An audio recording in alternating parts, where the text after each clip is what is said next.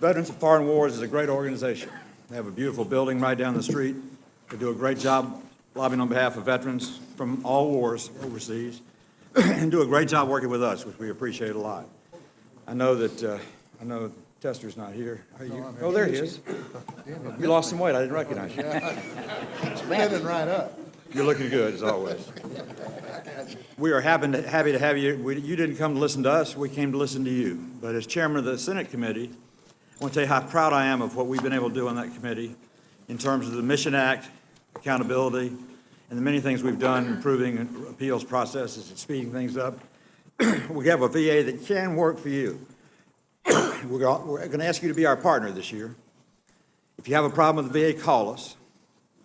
Don't just call to complain. Call to tell us what the problem was and help us solve the problem. If we've got somebody at VA who's a problem, we'll get that corrected. If you're being a problem, we'll get that corrected. We need to be a team, and the reason I said that's important. We need to be a team. We cannot make it everything you want it to be, but we can make it the best we can make it if we work together. But we spend time blaming folks and talking about how somebody could have done something better, then we don't do anything productive. So I'm asking you to help us with that. I've told all the chairmen of all the committees and all the members of the Senate, I want them to talk to their LA and their staff that do veterans appeals and veterans calls and veterans cases. Let me know when they have a good experience. Let me know when they have a bad experience. Let me know when they have a suggestion that would make the experience for everybody better. Our job the next 2 years is to make it work right. It's not to introduce some other bill that's supposed to fix something.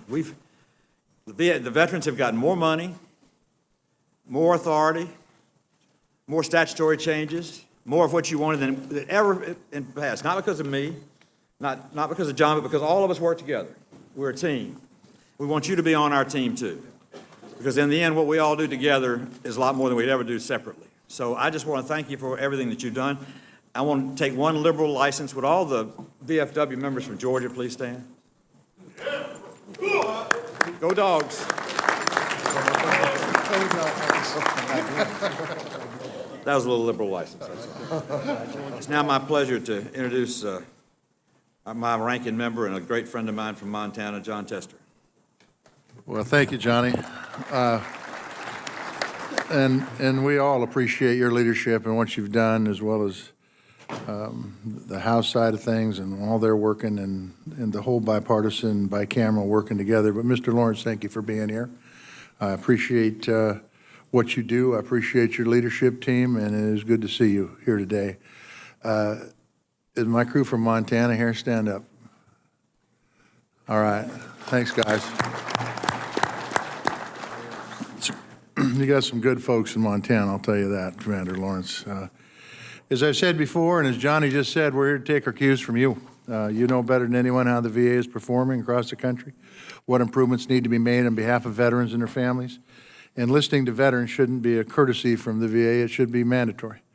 That is why we need to hear your views on whether the VA is doing enough to accept unacceptable rate of veteran suicides or provide justice to veterans exposed to toxins during their service, whether it's Agent Orange or burn pits, or to address gender disparities within the VA to provide more equitable treatment of our women veterans, or to ensure all veterans have access to timely and high-quality health care, whether they live in Big Sandy, Montana, or Atlanta, Georgia. We need to know whether the VFW believes that implementation of the Mission Act, the largest overhaul of veterans' health care in a generation, is being carried out as Congress intended and as veterans deserve. There is very real concern. I hear it every day from the veterans community and Congress that recent proposed access standards will steer a disproportionate amount of veterans and taxpayer dollars to the private sector. And despite language in the Mission Act, the VA will not hold community providers to the same standards of VA providers. So we could end up sending more veterans into communities for lower quality care and longer wait times. To top it off, nobody can tell us how many veterans will be impacted by these standards or how much it's going to cost. All we know is that community care is more expensive than VA care, and that billions have been paid to third-party administrators that should have gone directly to improving the lives of you and your fellow veterans. The VA refers to concerns about hollowing out the VA healthcare system as false and predictable, but everybody in this room knows they're very real. Veterans deserve a lot more than that. They deserve the truth. They deserve a system that works, a system that's built and improved with input from you, the VFW, and others. Mr. Lawrence, it is great to have you here today to gather that input. I want to welcome and I want to thank you for all that you've done and your organization's done on behalf of veterans and their families. Thank you. It's now my pleasure to introduce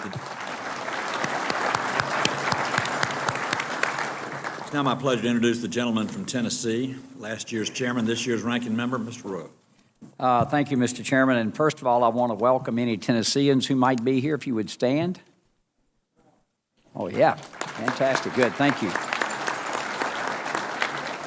I appreciate you being here. And Commander, thank you for your team. They're great to work with, and certainly we wouldn't have gotten done last year what we've gotten done without the help of your team. And I also want to thank my colleagues here at the dais, because I can tell you that in my 10 years here, I've never worked closer with, it pains me from the House to say anything nice about the Senate, but anyway, they were great partners last year, and we would not have gotten done what we've gotten done for our veteran community without their help. So thank you all on the Senate side. And this is a very bipartisan, we try to check the Republican and Democrat at the door and do what's right for our nation's heroes. I was at an elementary school this week on Monday, and I asked the children, it was a 5th grade class, and it was probably 40 kids in there, and I asked them to hold up their hands if they had anyone in their family who was a veteran or was currently serving. About 80% of those kids held their hand up. That's who we represent. And you all, like I am, are the past, and we're doing what's right for our veterans, but those kids are the future. And with the example they've been given by you, they will also step up and serve this great nation. During the last 2 years, I don't remember a time in my time here in Congress we've accomplished as much for our nation's heroes. We passed an accountability and whistleblower protection bill. I think one of the major pieces of legislation is not talked about as much, but I think can be transformative, is the appeals modernization, which Mike led right here. It's passed into law, is now live.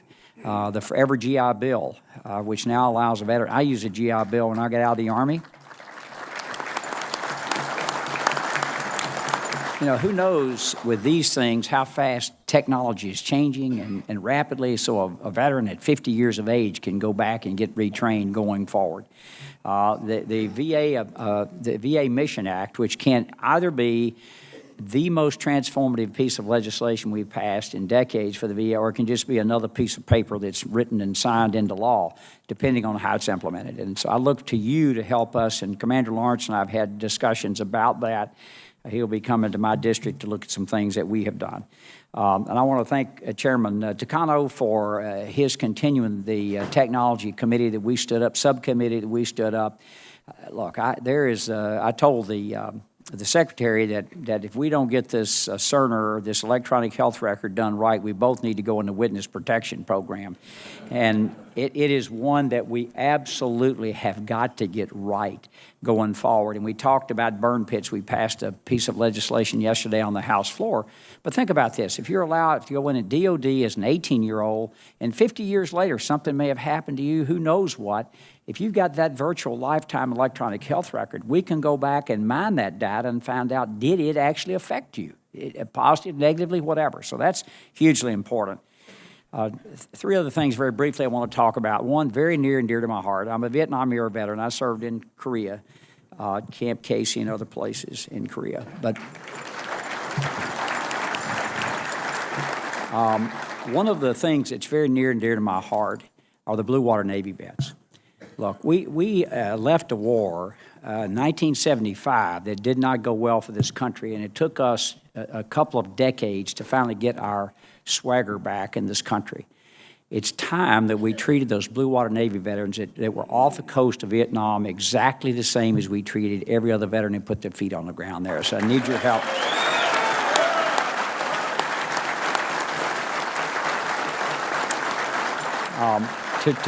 To finish up, and I know the chairman will have comments about this, but another thing that troubles me greatly as a physician is suicide. I just saw the AMA published a piece of information yesterday that said that with alcohol and drugs and suicide, those 3 things, almost 47 Americans per 100,000 die each year. That's not only a veteran tragedy, that's an American tragedy, and we have to change that. We're having a roundtable this afternoon. The chairman's called on veteran suicide. The president, as you know, had a declaration yesterday, executive order. It's going to take more than executive orders and declarations, folks. This is it's very troubling to me that 20 or whatever the number is commit suicide each day. And lastly, our homeless veterans. 10% are in Los Angeles County of all the homeless veterans in America. That's a scourge on our country, as wealthy as we are, to have one veteran living homeless anywhere. So I want to finish by thanking you for the privilege to serve on this committee. It has been. I look forward to working with you all, and I look forward to this Congress. And I yield back. You know, we all make mistakes, and I made a big one early on. I got the introductions out of order, and I promoted the chairman of the House committee and demoted Mr. It works for me. It's okay. Demoted Tester and demoted the senator and demoted the House member, and that's a big mistake. I'm sure I'm going to get 40 lashes later on, but Mr. Takano, there's probably an appropriate reason for me to do that because I want to lavish some praise on him. Mr. Takano has come a long way in two months, and as a chairman in the House, he is doing a great job, and we're working just as well together as we do with the chairman from Tennessee. So I want to take pride in introducing the chairman of the House Veterans Affairs Committee, whom I'm introducing last instead of first, Mr. Takano. Thank you. Thank you, Mr. Chairman, Chairman Isaacson, and no forgiveness. I mean, let me just say that I made a mistake in saying that Ms. Radewagen was from Guam instead of the American Samoa, and so I'm prone to these mistakes myself. So, good morning, Commander. Good morning, Commander Lawrence. I appreciate your being here. And I do cherish the relationship I have with Senator Isaacson and Ranking Member Rowe and Senator Tester and the bipartisan way that we come together to help our nation's veterans. And I want to welcome every VFW member here today who's traveled the distance to be here in this hearing room. Commander, I want to begin by recognizing the tireless advocates who work every day on behalf of the VFW, and we rely on your VFW chapters in our districts and states back home and here in Washington, D.C. to be the voice for the millions of veterans you represent throughout the country. I do want to take a moment to recognize my California veterans. If you're in the room, please stand. Go California.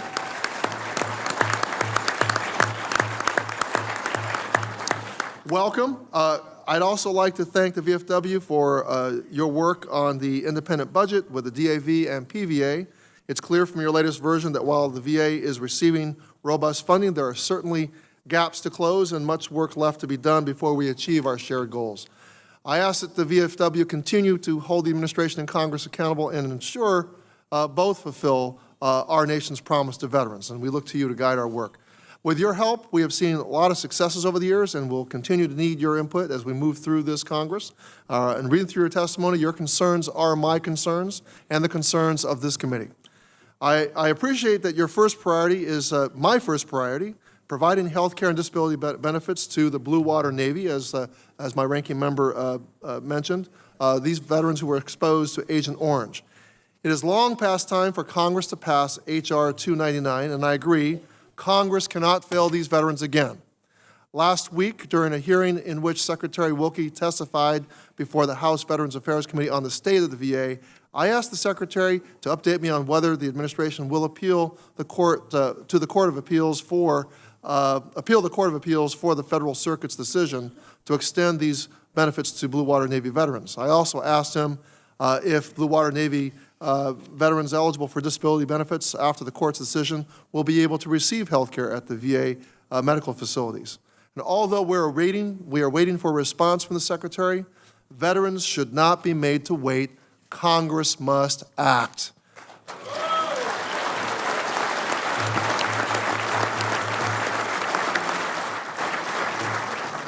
During that hearing, I also asked Secretary Wilkie to discuss what needs to be done to achieve the committee's vision for VA 2030. The committee's VA 2030 plan is simple.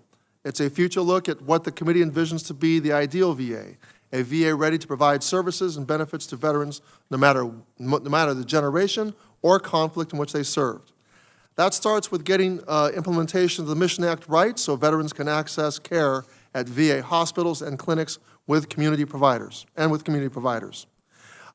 We share your similar concerns regarding access standards, a focus on health outcomes, and hiring and retaining providers, and retaining providers and employees to fill the 48,985 vacancies at VA. These positions need to be filled.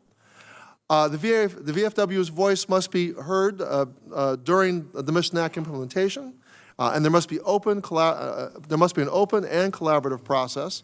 Commander, I ask today that you provide us your candid views on implementation thus far. I also ask you to continue to highlight and advocate for policies to address disparities in health outcomes for minorities and LGBT veterans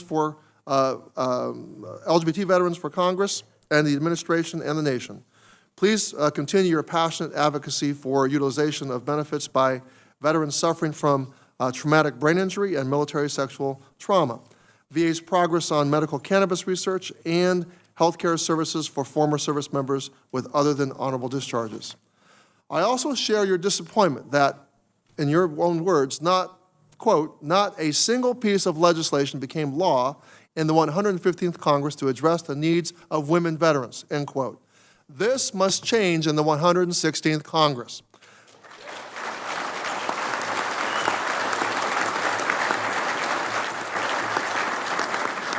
The first veterans bill to pass the House of Representatives in this Congress was the Veterans Access to Child Care Act. It enables veterans with young children to see their VA provider without having to choose between making their appointments and finding and affording child care. I want to thank Congresswoman Brownlee for her tireless work on that bill, and I'm excited to have her chair the Health Subcommittee and also lead our task force on women veterans. And that's the reason why this is going to change in this Congress. With the help of our colleagues in the Senate, I expect the 116th Congress will far exceed the 115th Congress in addressing the needs of women and service members and veterans. Women veterans need to know that today's VA is here to serve them, and I urge my Senate colleagues to pass the Veterans Access to Child Care Act without delay. VA must also take immediate action to address veteran suicide and the alarming trend of veterans committing suicide in VA medical facility parking lots. As the #1 clinical priority of the VA, I am concerned that resources are not being spent to tell veterans and their families about the services VA provides. I am also not sure if last year's presidential executive order had the impact we were all hoping for. I remain concerned that we as a nation are not addressing veterans in crisis who served in Vietnam, those not utilizing VA health care, and those who served in the National Guard and Reserve components who never mobilized for deployment. As I close, I would ask you to continue to work with and advise all of us here on the need for a fourth administration at VA. I hear your concerns about vocational rehabilitation, education services, and the Transition Assistance Program not getting the attention and advocacy they deserve under the Veterans Benefits Administration. I support the efforts to provide a seat at the table within VA for these programs. They are vital to the success of our veterans once they leave the service. However, having watched VA's implementation of the Forever GI Bill, the Mission Act, and the electronic health records, I have concerns about VA's ability to implement a new administration without a detailed and well-developed plan. I would like to work with you to further develop legislation to have VA create this plan and inform Congress of the budgetary and personnel requirements necessary to execute the plan successfully before the new administration is authorized. Everyone in here agrees one homeless veteran, one unemployed veteran or underemployed veteran, one financially unstable veteran is one veteran too many. Let's figure out how to structure VA to empower employees to make the system work for these veterans and structure VA to hold leadership accountable for improving veteran outcomes. While I touched on a few of the issue areas important to you and your membership, know that I'm committed to helping advance your priorities in the coming year. I began by saying your priorities are this committee's priorities, and I meant that. I look forward to hearing your testimony today, and thank you again for your tireless advocacy on behalf of the veteran community. Thank you, Mr. Chairman, and I yield back the balance of my time. Well, thank you, sir, and it's now my pleasure to introduce Senator Tom Udall to introduce the Commander-in-Chief of the Veterans of Foreign Wars. Thank you, Chairman Isaacson, Vice Chairman Tester, Chairman Takano, and Ranking Member Rowe. It's my pleasure to appear before you today to introduce the Commander-in-Chief of the Veterans of Foreign Wars, Vincent Lawrence, otherwise known as B.J. Commander-in-Chief Lawrence hails from Alamogordo, New Mexico, located close to Holloman Air Force Base and White Sands Missile Range. Mr. Vincent served in the Army from 1983 to 1986 and was stationed in South Korea, where he earned the Korean Defense Service Medal. He served in his community as a police officer, including as an undercover agent, and was in the private sector as the owner of Lawrence Investigations. He joined the VFW in 2000, has been a successful and dynamic leader in that organization ever since. Last July, he was elected Commander-in-Chief. The VFW is the nation's largest veterans organization. It's an effective advocate here in Washington and provides needed services to veterans around the country. Commander-in-Chief Vincent wants to move the organization forward into the new millennium, bring in the younger generation veterans, and reinvigorate older members. His theme for his tenure is make it happen. He is here today to advise us on how we can make it happen for our nation's veterans. And I would say to you, B.J., these two committees, that could be their slogan too. They're great and they're bipartisan and they make it happen for veterans. The VFW's legislative priorities include passing the Blue Water Navy Vietnam Veterans Act to make sure that veterans who served in offshore waters of Vietnam and were exposed to Agent Orange receive disability benefits, improving veterans' health care, improving transition services for service members returning home, and improving the airborne hazards and open burn pit registry. While I'm here, I'd just like to say a few words in particular about the last item. Along with Senator Corker, I sponsored the original Burn Pits Registry Act, signed into law in 2013. The National Registry helps veterans, doctors, and the VA determine the extent that air pollution caused by open-air burn pits in Afghanistan and Iraq has led to medical diseases among service members. But we need to improve the information gathered so that veterans receive the medical treatment they have earned. Senator Sullivan here in the Senate and I are co-sponsoring a new Burn Pits Registry Enhancement Act to do just that. This bill has also been introduced in the House as on a bipartisan basis by Representatives Winstrup and Ruiz. I hope this committee will consider this bill soon, and I thank you to all the members here for your work on behalf of the nation's veterans. They served our nation, risking everything, and we must make sure that they receive all the benefits that they have earned. And now it's my honor to give you the Commander-in-Chief, Chief Lawrence. Lawrence, I'm going to say I'm sorry to slip away on you. I have two other committees meeting, but I know from your reputation and that you're going to knock it out of the park. Thank you very much, and thank you once again. Thank you, Senator.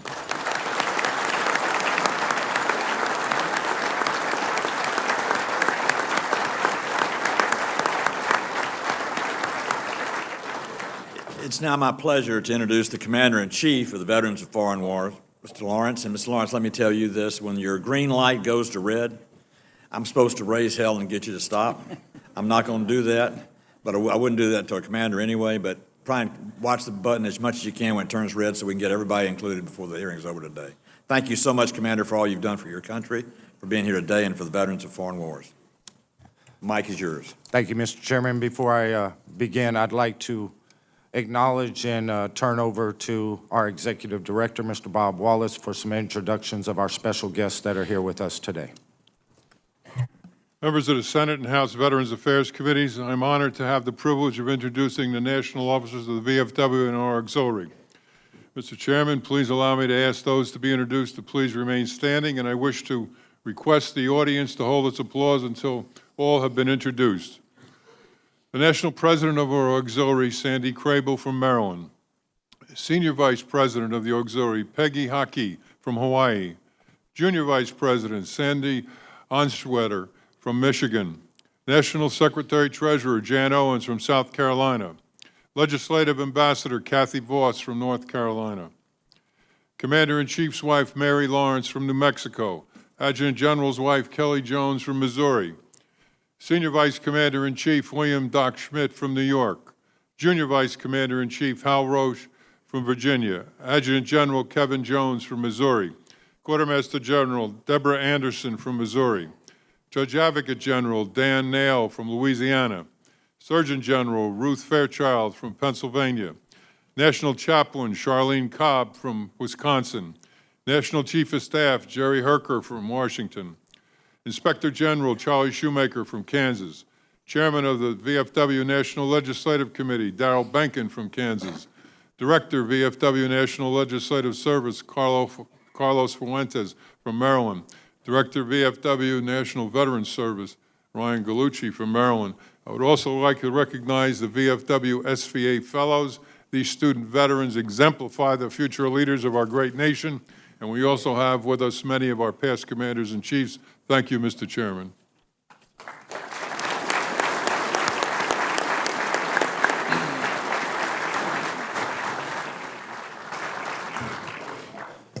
You being here today, and Ms. Lawrence, we especially welcome you. The First Lady has a big job to do, and we know you're doing a great job supporting your husband in the VFW. Thank you, Mr. Wallace.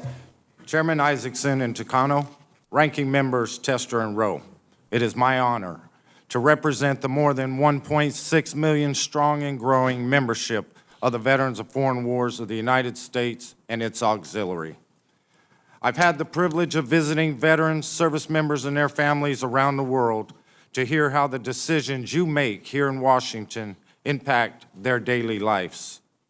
They sincerely appreciate your tireless work to improve educational benefits with the Forever GI Bill, to enhance access to high-quality health care and expand the caregiver program to veterans of all eras with the VA Mission Act, and to streamline decisions on their claims with the Appeals Modernization Act. And we thank you for joining us in opposition to privatization. I want to make it clear up front today that the VFW will fight any attempt to privatize the VA healthcare system.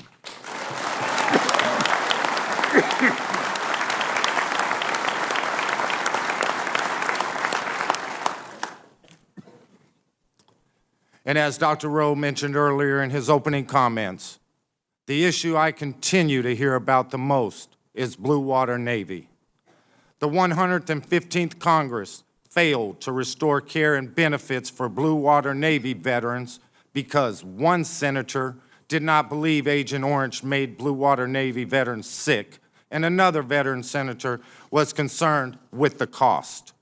We hope VA does the right thing by accepting the VFW-supported Procopio Court decision, which overwhelmingly confirmed veterans who served off the coast of Vietnam must receive benefits.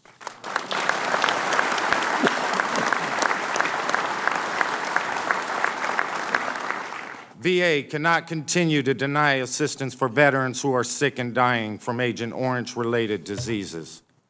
To ensure Blue Water Navy veterans never have their earned benefits arbitrarily stripped away again, this Congress must pass the Blue Water Navy Vietnam Veterans Act and make it happen.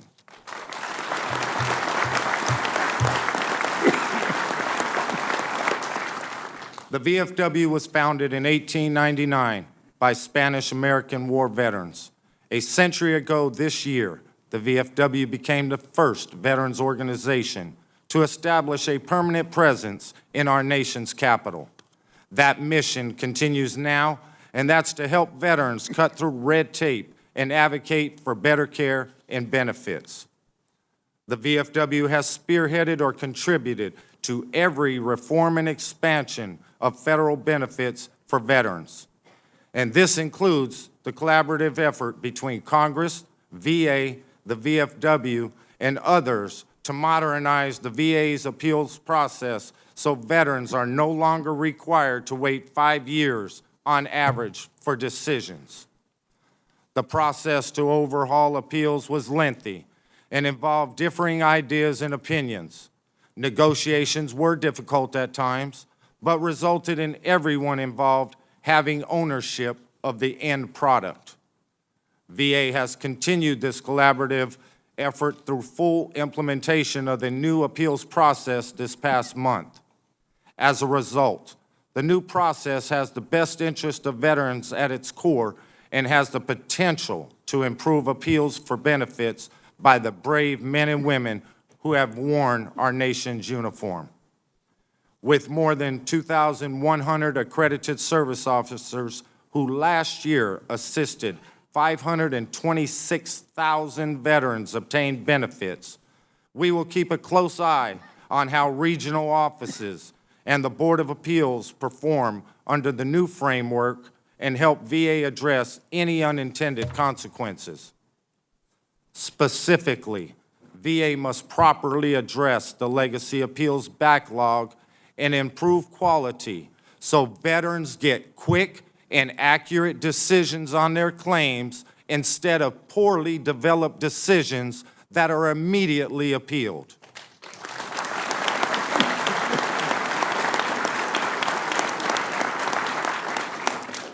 Timely access to high-quality health care remains a major concern for VFW members across the country. The VFW continues to assist thousands of veterans who require care to cope with their service-related illnesses and injuries. This includes more than 10 million volunteer hours every year at VA medical facilities and to help support our fellow veterans. We do so because more than 80% of VFW members rely on the VA healthcare system. The VFW thanks you for including the views and interests of our members when drafting the VA Mission Act of 2018. But now it's time to focus on the implementation of this important and multifaceted law. Unlike appeals modernization, VA has elected to largely ignore the views of the nation's largest war veterans organization when drafting rules to implement the VA Mission Act. VA executive leadership should be embarrassed that they have discontinued VA's strong collaborative relationship with the VFW and instead chose to make arbitrary decisions without consulting those who most intimately understand VA's mission and the needs of the veterans community.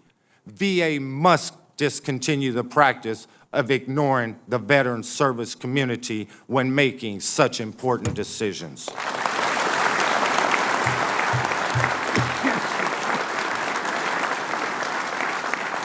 As a result of that, the VA has betrayed its sacred vow to care for all who have borne the battle by proposing to charge veterans for service-connected urgent care and ignored lessons learned from the Veterans Choice Program by continuing to use arbitrary access standards that are not tailored to the VA healthcare system or, most importantly, not tailored to the veterans it serves.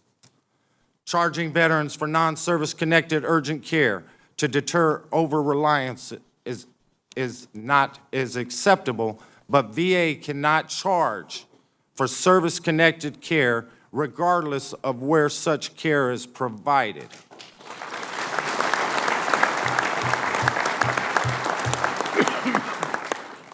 The VFW calls on Congress to conduct aggressive oversight of VA Mission Act implementation to ensure VA expands access to care for veterans by hiring more doctors, improving VA's aging infrastructure, and properly implementing the new Veterans Community Care Program.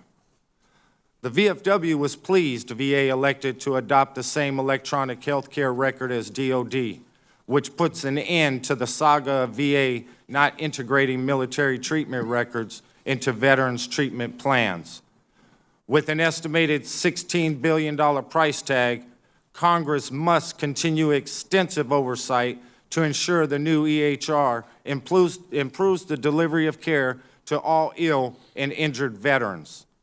The success of electronic health care record modernization, appeals modernization, the VA Mission Act, the Forever GI Bill, and other improvements created by VA or established by Congress will be significantly impacted by the resources VA is given. The VFW has joined our independent budget partners in recommending more than $103 billion for VA's budget. This can only be accomplished if Congress ends sequestration.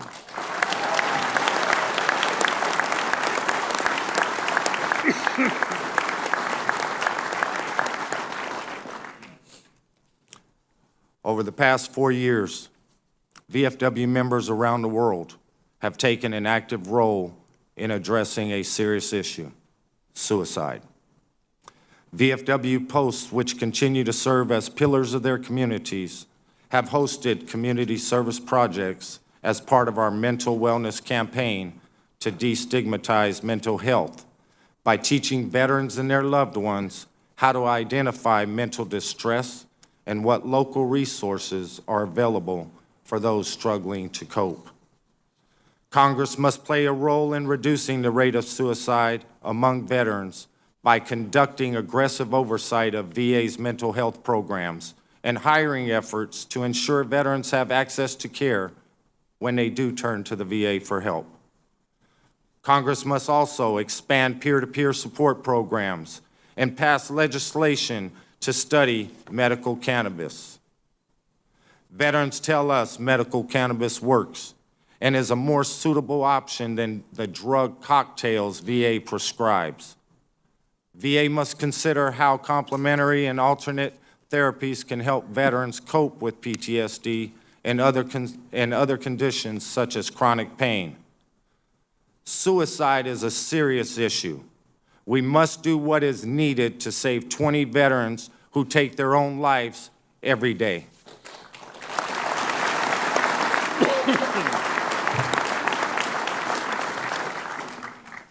The number of women veterans who have turned to VA for their health has tripled since 2001. VA has worked to improve gender-specific care for this population of veterans, but more work needs to be done. Congress must pass legislation to improve the gender-specific competency of VA healthcare providers. They must give women veterans the ability to choose the gender of their healthcare provider. They must extend the number of days newborn care is covered by VA and expand a successful VA child care pilot program and require the VA to continue to improve privacy at women clinics. Finally, Congress must ensure VA conducts targeted outreach to women so no veteran is left to wonder what benefits she is eligible to receive.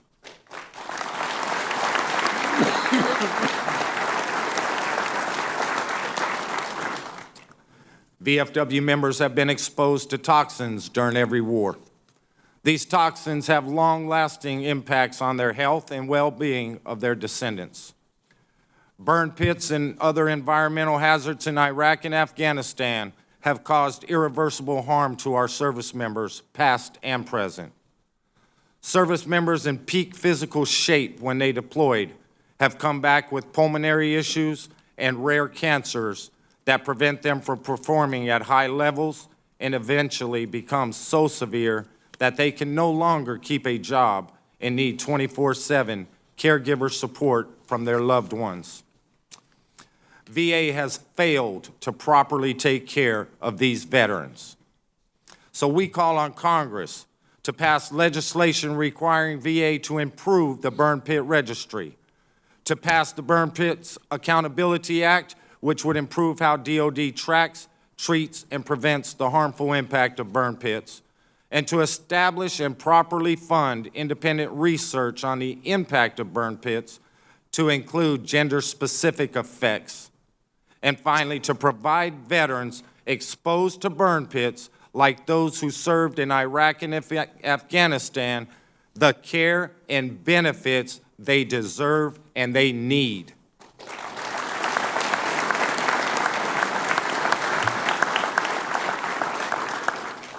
I recently spent a week in Eastern Europe with soldiers of the 1st Armored Brigade Combat Team from Fort Riley, Kansas, who are deployed in support of Operation Atlantic Resolve.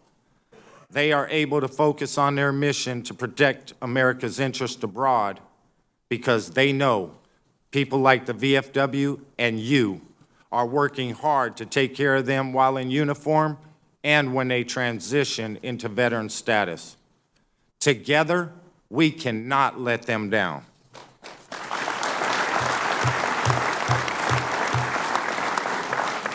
Congress must reopen transition assistance in the community programs for veterans so recently discharged veterans can revisit TAP classes. Congress must provide grants for organizations that connect recently transitioned veterans with meaningful jobs and conduct oversight to ensure that DOD is doing its job to help service members prepare for life after military service. The VFW has long argued that military retirement pay and VA service-connected disability compensation are fundamentally different benefits, and granted for different reasons. We also oppose the senseless dollar-for-dollar SBP DIC offset that financially penalizes the surviving spouses of military retirees. We again call on Congress to enact full concurrent receipt.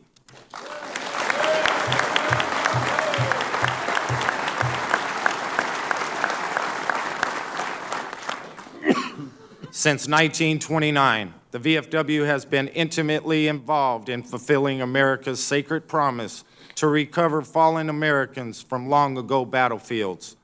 This is why the VFW works so hard alongside the Defense POW MIA Accounting Agency to reunite our fallen heroes with their loved ones.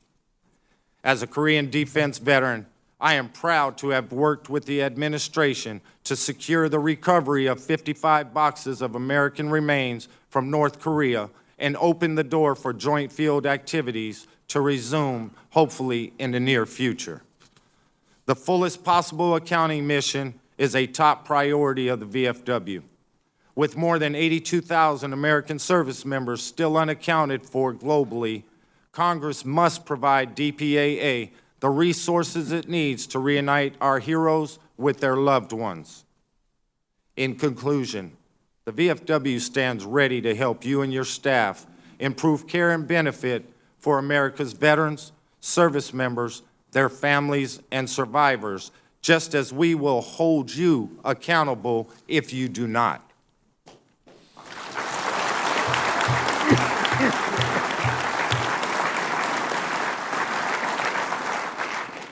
I believe your willingness to be on this committee means you will not fail, and neither will we, because no one does more for veterans than the VFW.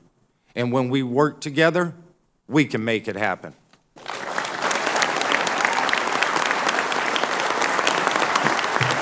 Thank you.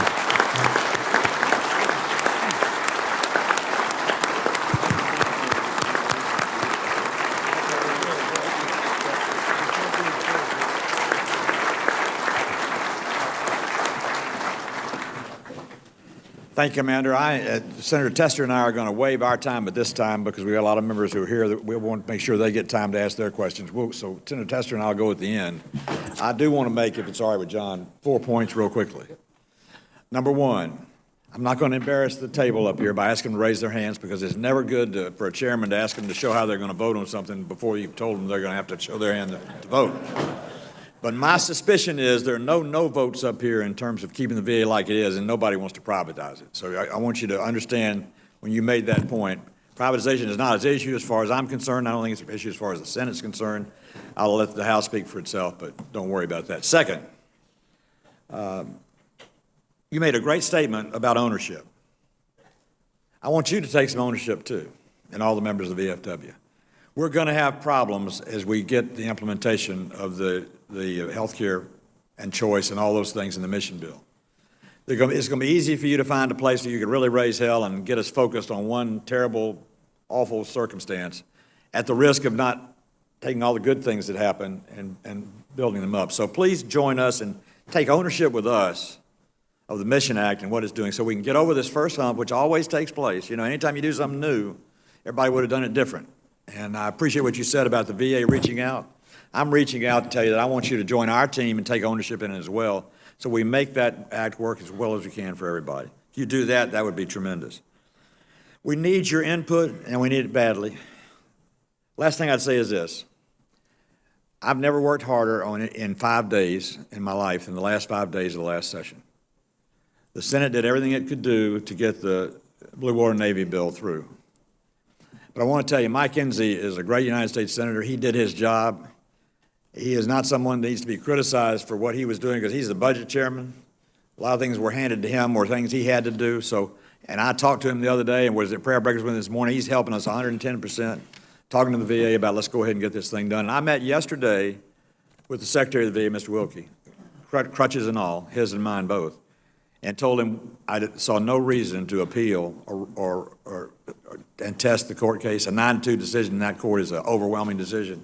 I hope that'll be the decision they take, and we appreciate all your advocacy on part of it and the help that Bob Wallace gave me last year. And I'm going to close with that. He is one good dude.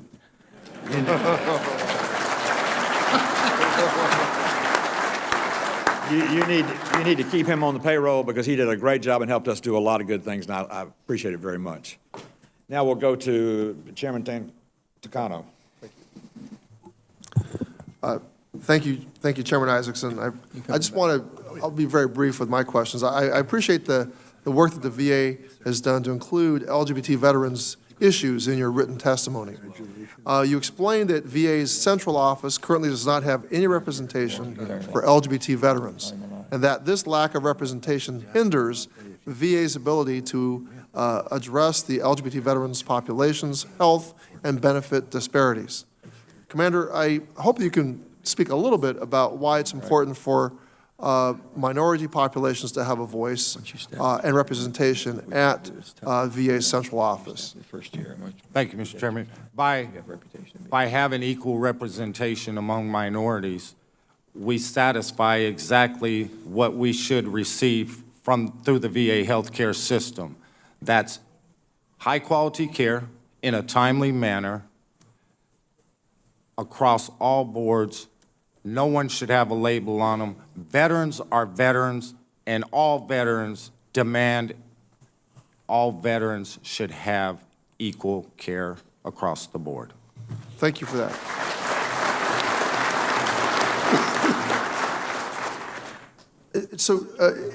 My second question is, why do LGBT veterans need representation at the VA central office? Mr. Chairman, we have several different minority groups that currently receive care. They have specific needs. They have specific health care questions and desires. We need to be able to address all veterans on an equal platform to be able to have VA in a position to answer and to provide the veterans with the care they deserve and need. Well, Commander, I really appreciate that sentiment from the VFW. I know that that your members fought on behalf of our country because they believed in equality before the law and equality of opportunity for all Americans. So I appreciate that, and with that, I'm going to yield back the balance of my time. We have a lot of people here who want to ask questions. Thank you very much, Mr. Chairman. Ranking Member Rowe. Thank you, and I thank the chairman. He and I are both on the Education Labor Committee, and we've got votes going on now, so we're going to have to step out and go vote, Commander. I did fail to thank, when I was in my opening remarks, the auxiliary who are here. Our families who are home when we're deployed, keep the home fires burning, take care of all the issues that are going on, paying the bills, everything we do. We're out having fun, driving around and rolling around in the mud and all that stuff we did. But I want to thank you all for the support that the auxiliary gives that, and I want to give them a round of applause.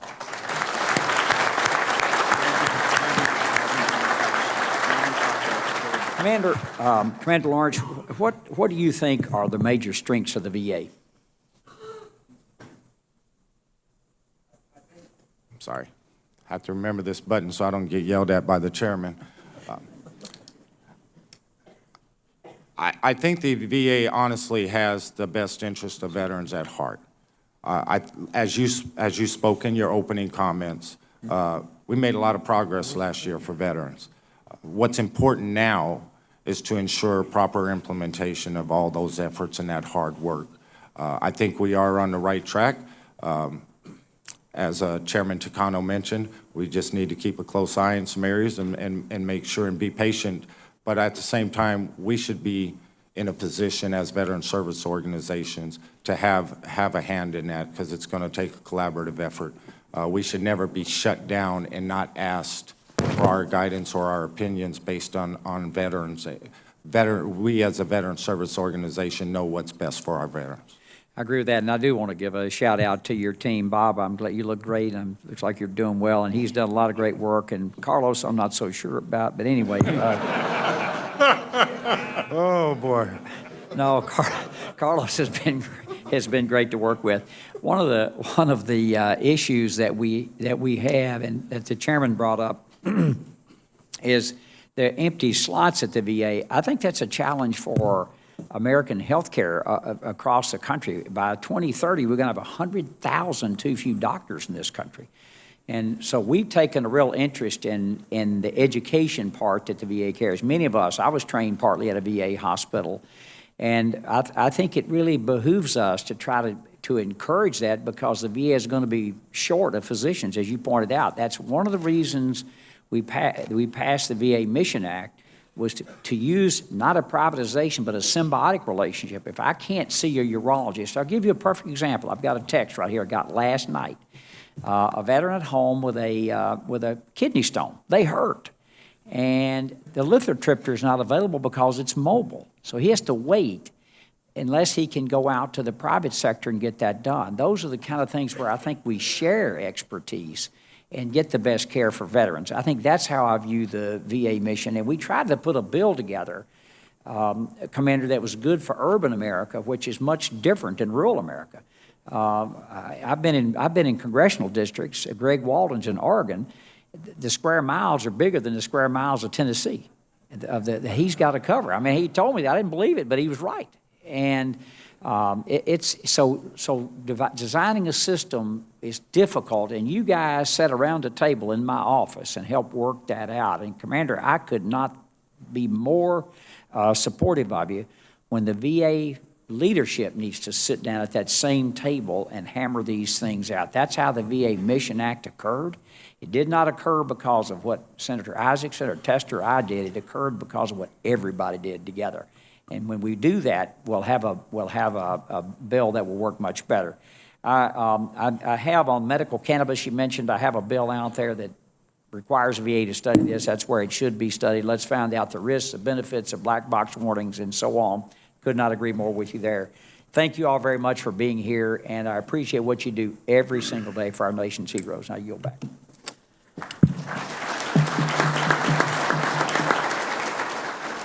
Senator Manchin. Thank you, Mr. Chairman, and thank all of you for being here, as you all do every year. And I would like to see if my West Virginia Mountaineers would stand to be recognized. There we go.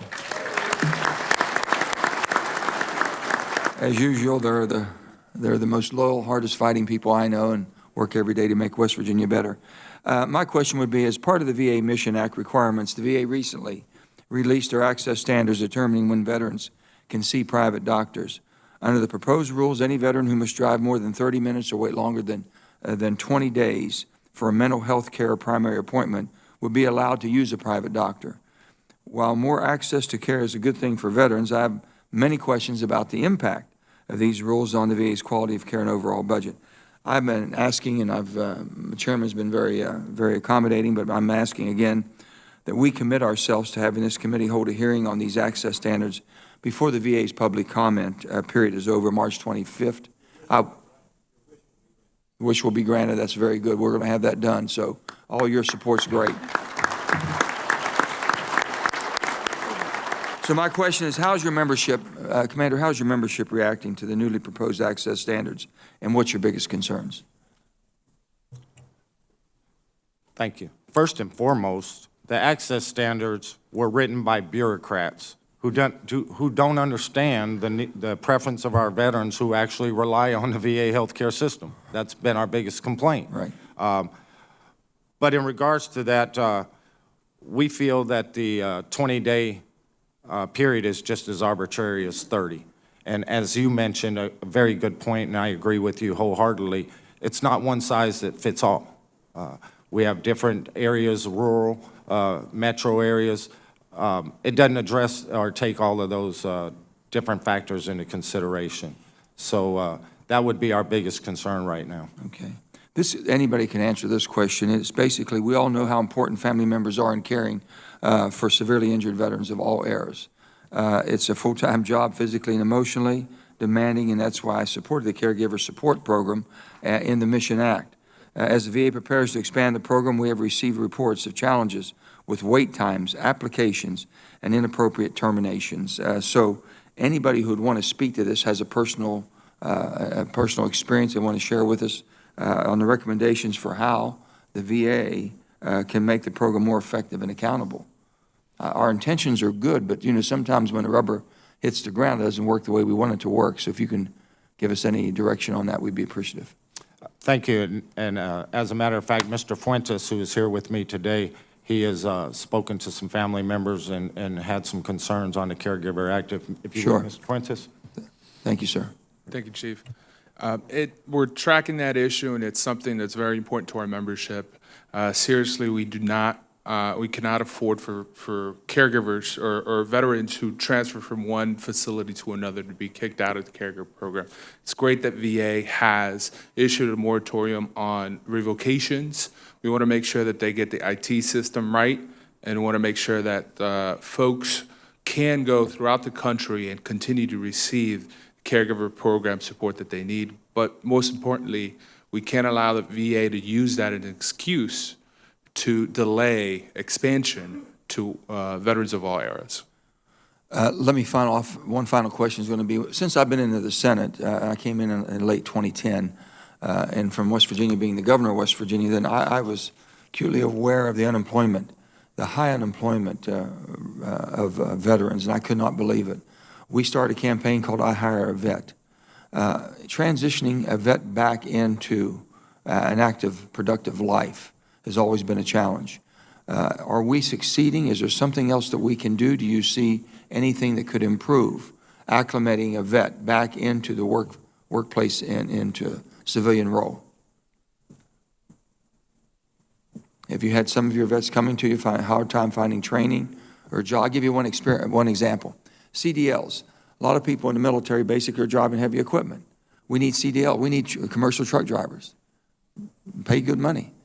But we want that to transition into CDL. They should be able to get an accelerated permit on that using the CDL, the experience they had in the military, to come right into the workforce. Those types of changes we're trying to make, and any type of skill sets you might have gotten while you were in the military, to use that rather than going through the rigmarole and all the different channels you have to in order to get accredited in the civilian life.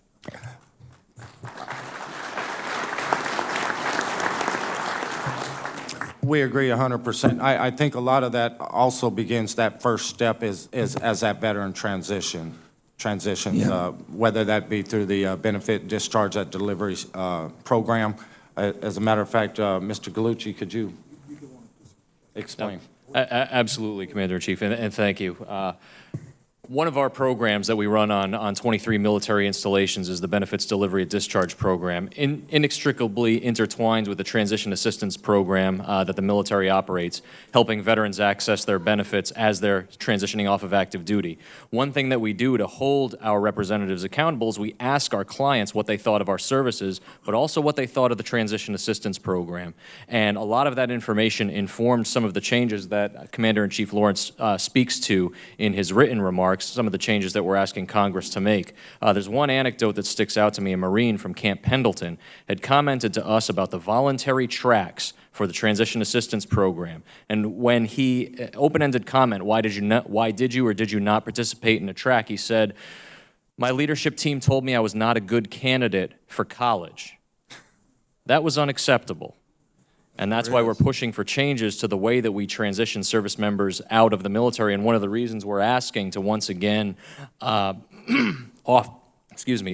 off-base transition training like we had with a pilot program in years past. Well, I encourage each and every one of you to contact your local congressperson or your senators, U.S. Senator, at any time of changes you might have, suggestions you might have that makes it better for you to transition back into a private civilian life. And we thank you all for your service. Thank you, Mr. Chairman. Senator Cassidy. Thank you, Mr. Chairman. First, shout out to my Louisiana VFW folks. They said, "Who dat?" That's the Saints cheer. We're still a little bitter about that being robbed of our Super Bowl victory. Thank you for the work you do, and I'll echo what Rose said. Thank you to the auxiliary as well, and Mr. Gallucci. I just want to kind of pick up where you are. One thing I think we can celebrate right now under this economy, there is record low unemployment for veterans. Isn't that fantastic?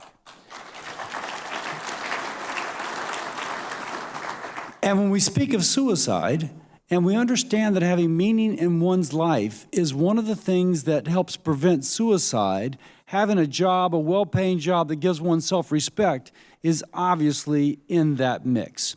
But I've learned that transition is when many suicides take place, with most suicides occurring statistically within a short period after someone's separation from the service. And it's interesting, I was speaking to an employer back home, Performance Contracting, and I gather they're one of the leading employers of veterans, and they love veterans because they have a sense of how to work within a team, how to get a job done. They know deadlines, they know consequences if deadlines are not achieved, on and on. But they had to hire someone in particular to make sure they could navigate these programs to get these highly qualified people through the process to where they could achieve their potential working for performance. So I applaud you for working on that transition.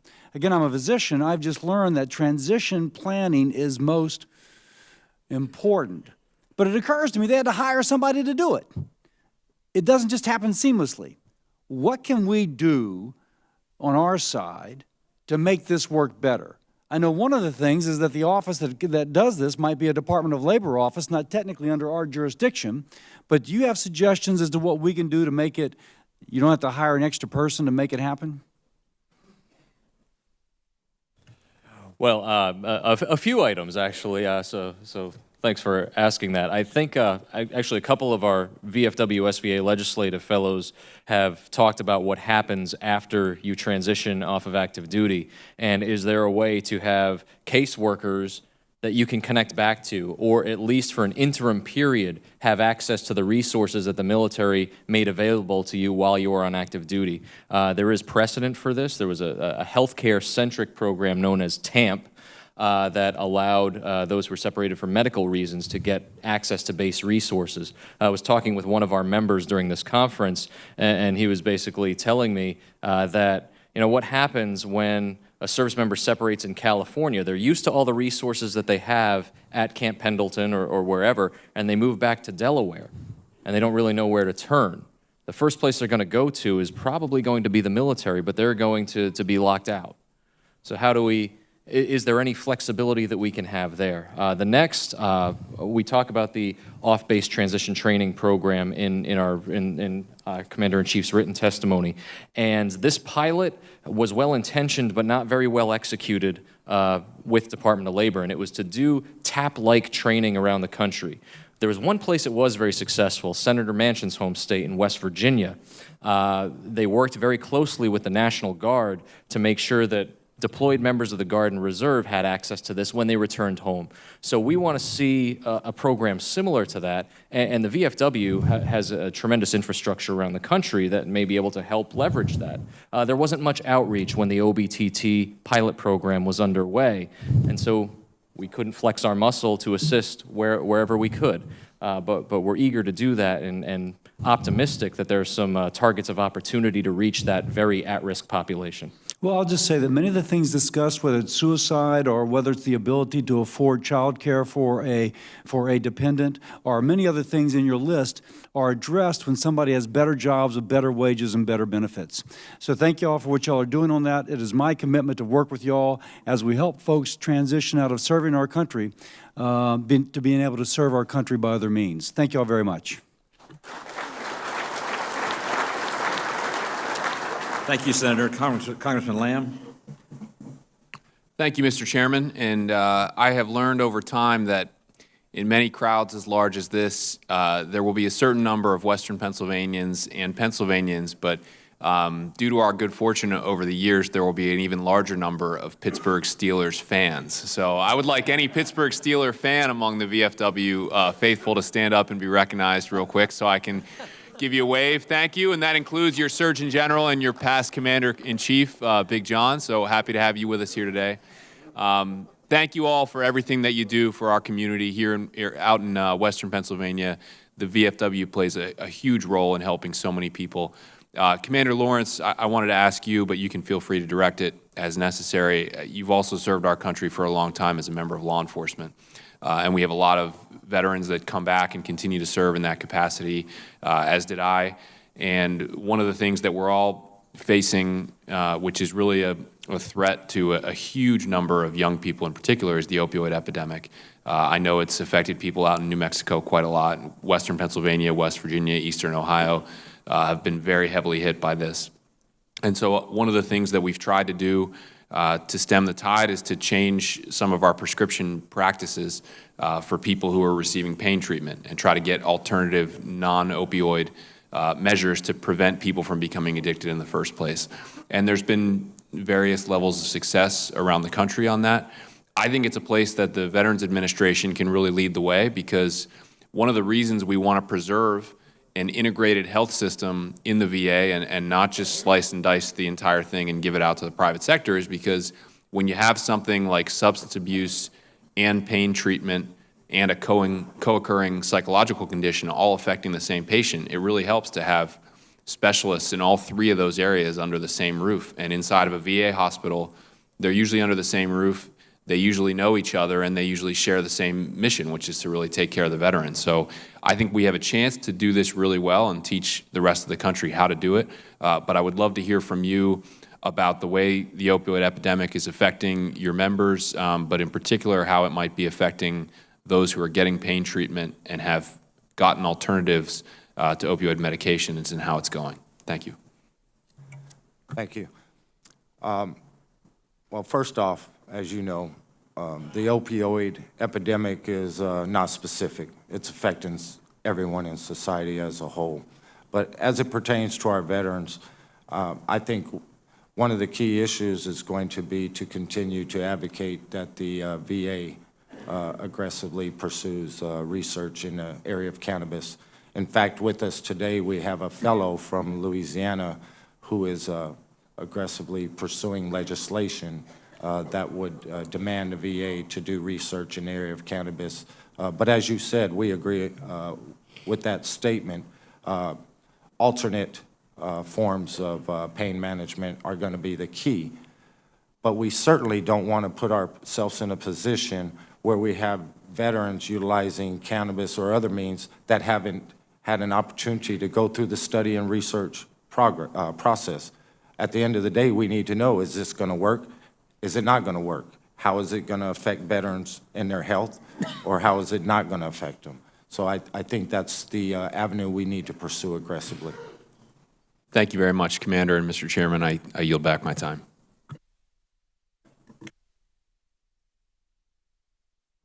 Thank you, Mr. Chairman. It's good to see so many familiar faces sitting at the head table here. You know, as a proud life member of the VFW, by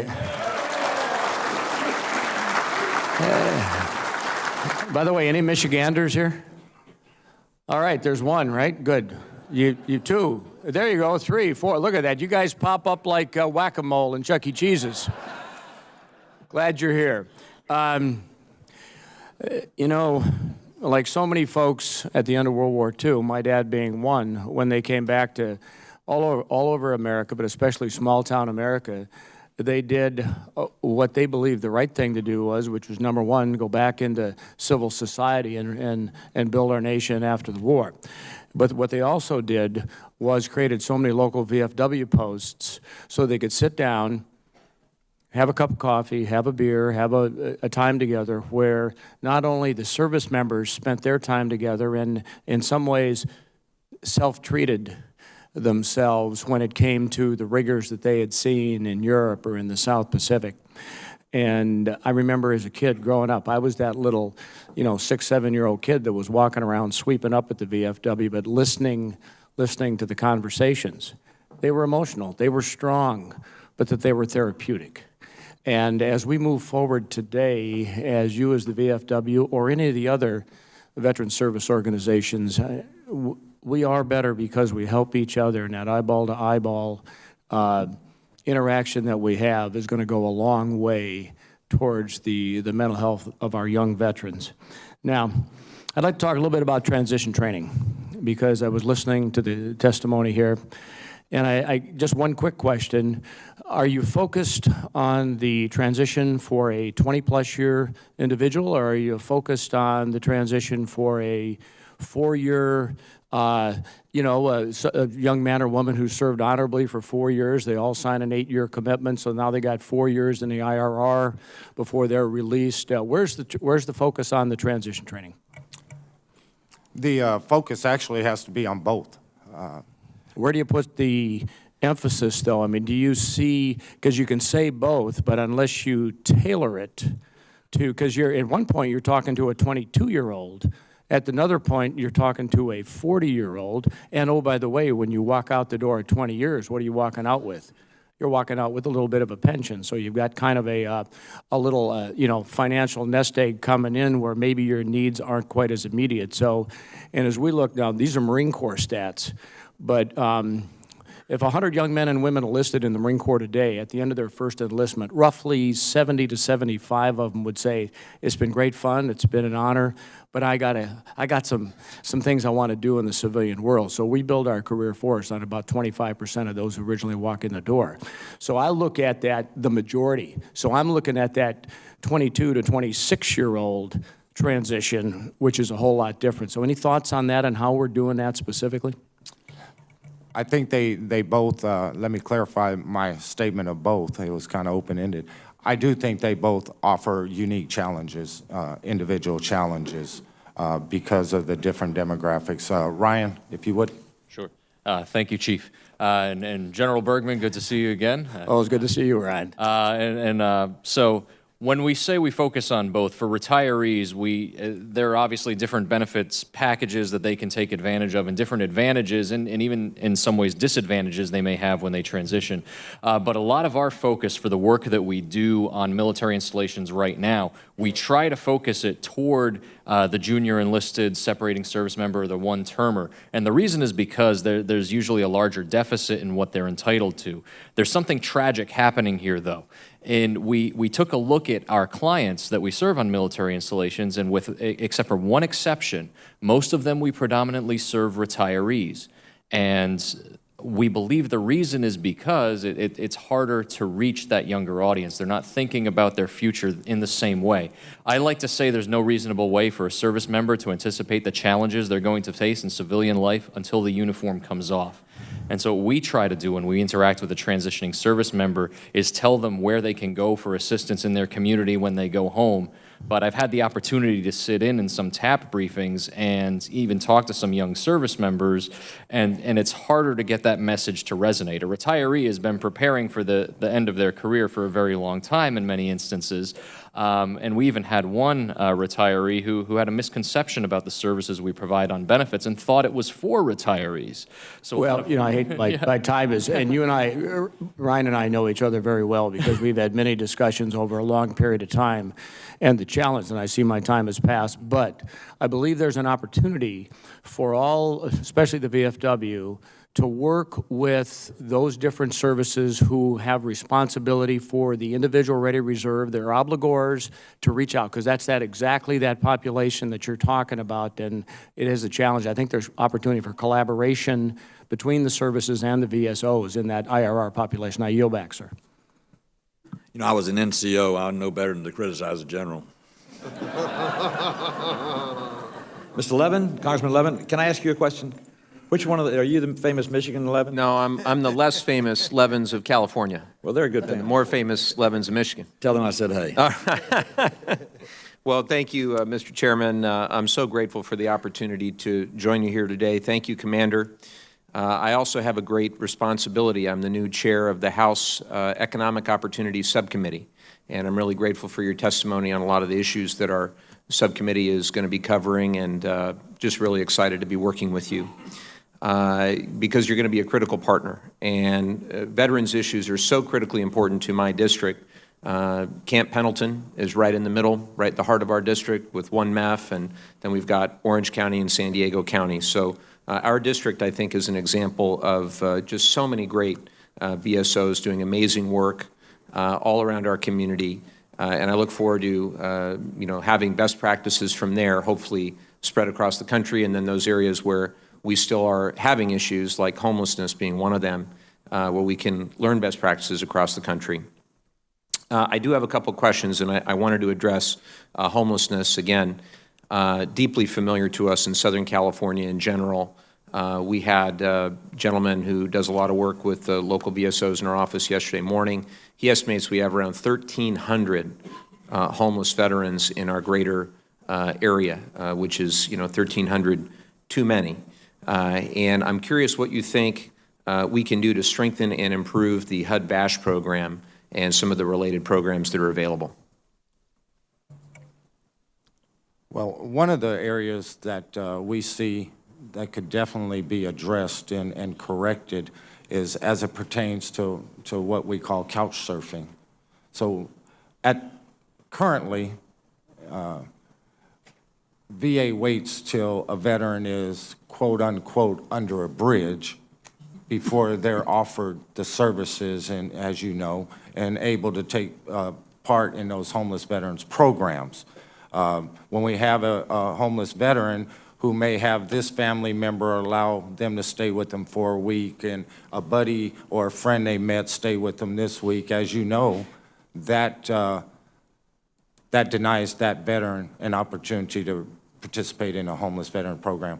I think we need to pursue that in itself. I think we need to make some changes with the VA.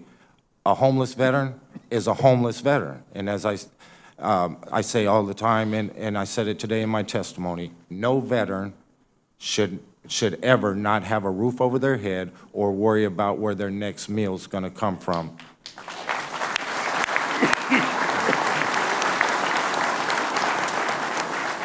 It's staggering, but of course, it's got to take a collaborative effort on everyone's part. We have good folks out there doing good things.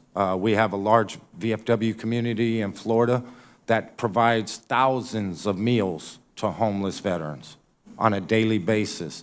But it's going to take all of us to solve the homeless veterans issues. And I think this would be a great first step in identifying, or if we have to redefine, or whatever we need to do to say they are homeless veterans and not merely a couch surfer, if you will. Thank you, Commander. Also appreciated reading about your effort to create a fourth administration to oversee VA economic opportunity programs. And I share your dedication to making sure these programs receive resources and attention that they need. And I know that the Chairman, Chair Takano, has brought a bit about this issue to light as well. Very pleased that the Chairman is interested to making sure the VA structure improves veterans' outcomes in this regard. So beyond generating increased attention for economic opportunity at VA, what do you think the other benefits might be of the proposal to create a fourth administration?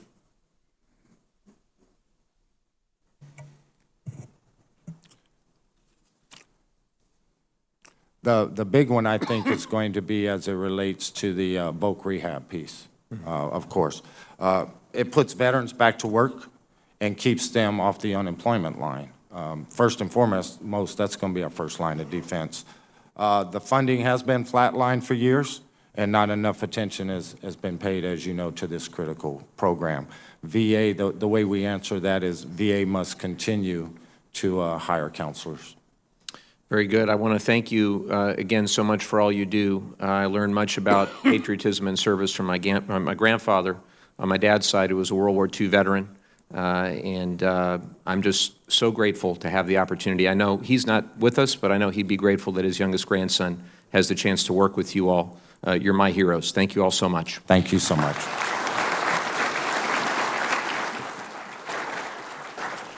let me apologize. I'm going to have to slip out, and Ranking Member Tester is going to finish the hearing for me in a bipartisan effort, if that's okay.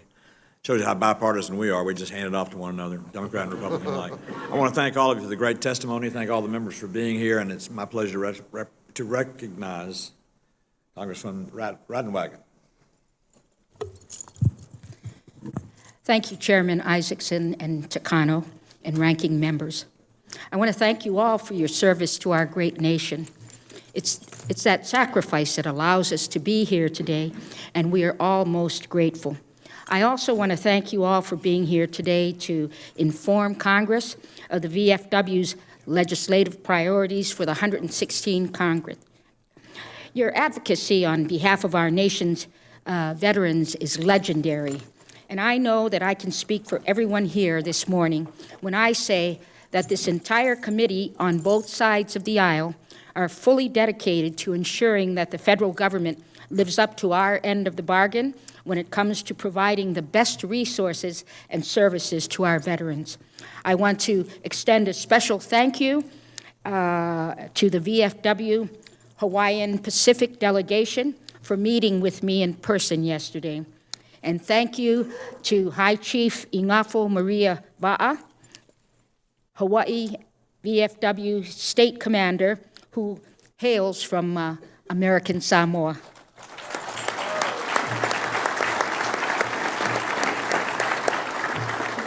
Thank you for all the hard work you and the rest of VFW Hawaii do on behalf of our Pacific veterans. As a member who represents a U.S. territory, I'm particularly interested to hear about your priorities for those veterans who live in either rural or remote locations, such as my home district of American Samoa, where our people enlist into the U.S. Armed Services at a rate higher than that of any other state or territory in the nation. This is a fact that we are all very proud of. In the past, our veterans in these rural and remote locations have often been denied the services they've earned, not purposefully, but often they do not know the resources available to them or must travel long distances to receive services. So I look forward to working with the VFW and other VSOs to improve the outreach to these areas in partnership with the VA and welcome your input in this mission. Thank you again for being here today.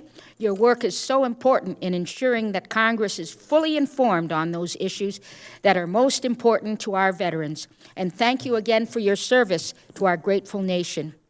Thank you, Mr. Chairman. I yield back the balance of my time. Soifua. Thank you. Congressman Cisneros. Thank you very much. I'd like to thank all of you for coming out today, the VFW showing up in force. I'd especially like to recognize those from California, especially Art Nabowski, Deb Johnson, Tommy Dorsey, Tim Bryant, Mike Seward, and Nick Guest. So thank you all for coming out here and supporting our veterans. You know, I always like to say that I am the grandson of veterans, the father of, the son of a Vietnam veteran, and I am also a veteran myself. My father is a lifetime member of the VFW. He got that membership that was bought to him by his uncle, who was also a lifetime member. And so, again, I just want to thank you all for your service. You know, one issue that's always been important to me is education. And of course, we know how transformative the GI Bill can be. In fact, I used the GI Bill myself in order to help me continue in my education. And right now, the Congress passed the Forever GI Bill, which is one of the biggest changes to it since the post-9/11 GI Bill. But the VA had some problems with the implementation with that. So going forward, as we get to that point to where we're going to implement this come this December, at the end of the year, how can Congress, working with the VFW, ensure that the rollout is smooth and that we take care of these issues and we don't have a problem, you know, with that young Marine that you met with that said, you know, people denying him access to his benefits, which to me is 100% uncalled for, and we can't allow that to happen. So how can Congress, working with the VFW, make sure that we get a smooth transition of the Forever GI Bill? One of the key ways is to bring in veteran group schools to make sure that it's implemented properly. That way their VA doesn't develop their changes in a vacuum. That was a lot of the problem. But also with any type of electronic transition, the personnel utilizing those systems has to be trained properly, and the system is only as good as the people inputting the information. I think that's the first step. You know, like many of my colleagues here had said today, transition assistance, or the TAP program, is something that's very important to me, and I am also serve on the Armed Services, the House Armed Services Committee, and I just want to let you know that this is a key issue that I am going to continue to work on both committees that I serve on, to make sure that our veterans get that smooth transition from active duty service into veteran status.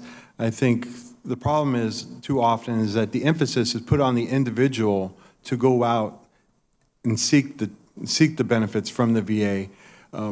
We got to finish that and end that and make sure that the benefits are given to the individual when they get out VA, when they get out of service. So I just want to make this commitment to you that I am going to continue to work on that as I serve on both of these committees, because we need to take care of our veterans, make sure that they're getting the health care that they need, making sure that they're getting the education benefits that they need, and all the benefits that they deserve and that they committed part of their life of service to, that they earned. So I just want to thank you all again for being here. Thank you for your service to our country, and God bless all of you.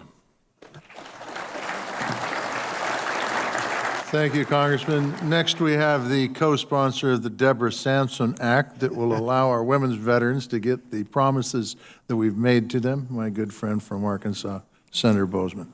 Thank you, Senator Tester, very much. And thank you, Commander, for being here and sharing your thoughts as to what we need to be doing, the priorities, and then also your great team.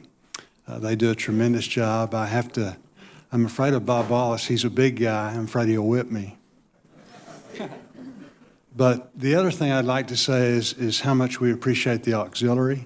We know who's the backbone of the group and does a tremendous job. So thank you all for your service. And as I've said before to the groups, you know, we're up here, and this is a very bipartisan group, as you can see, trying to get the job done. We're kind of the tip of the spear, but we can't do it without your help. And the fact that you look out and you see standing room only, that's the most important thing. And so thank you for all of you for making the trip and being part of this, talking to your senators, your congressmen, telling them how important these things are, and reminding them that these aren't give-me's, these are earned benefits. I want to give a special shout out to our folks from Arkansas. Can you wave your hand?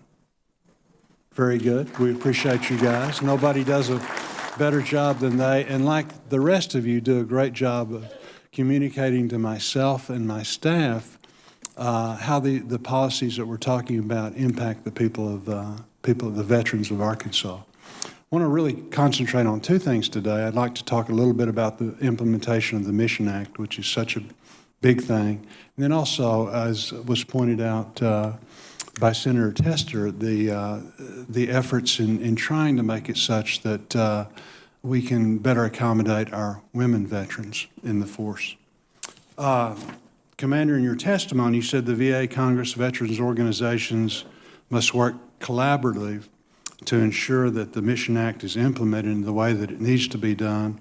You also noted that you were disappointed in the VA not using the voices of your 1.6 million members out there in the decision-making process of access standards, the development of that. What do you believe the VA should do to better ensure going forward that they are bringing veterans and VSOs into the process?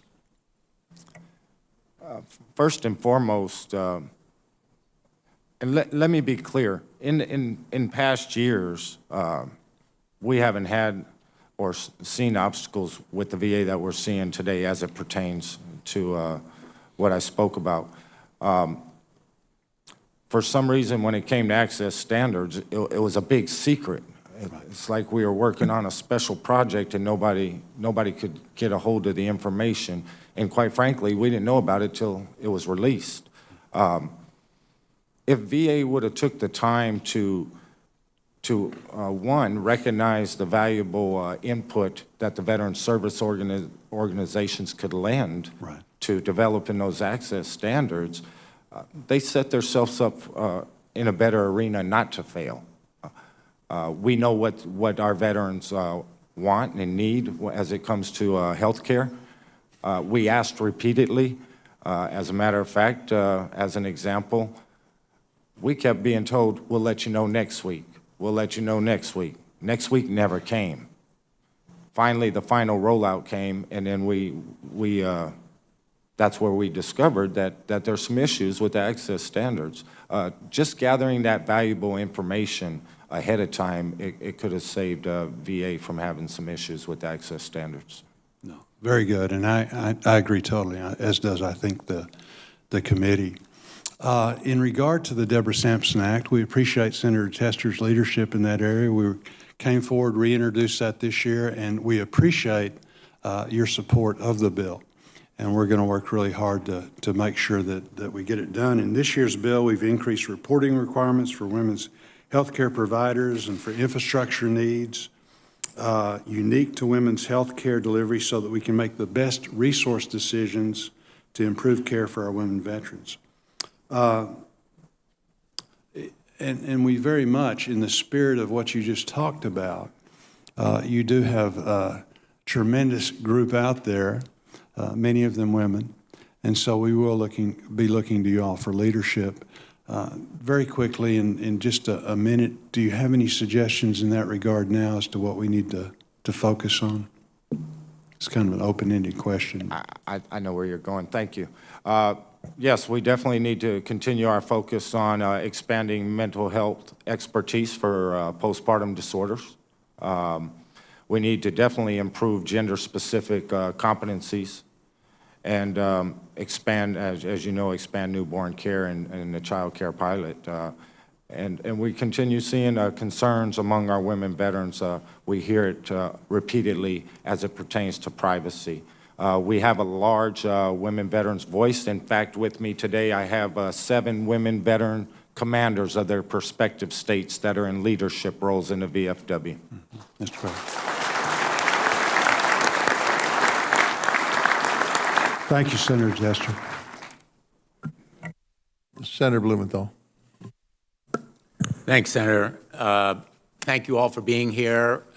Thank you to you, Commander Lawrence, for your service and your leadership, and to all of the VFW members from Connecticut. If there are any here, please stand so I can thank you personally. Thank you.